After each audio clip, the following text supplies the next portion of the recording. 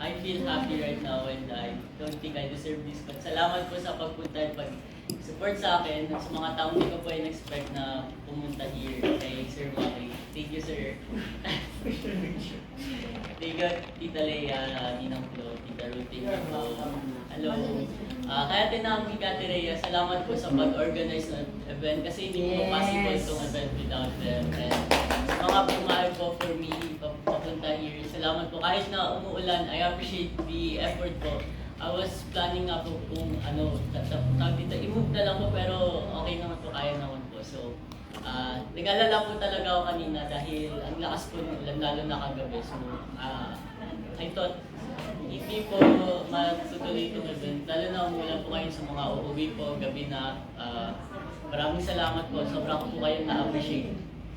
I have no words po, but hindi rin po ako nakapag-ready, so salamat po from the bottom of my heart. I-appreciate po kayo. Salamat.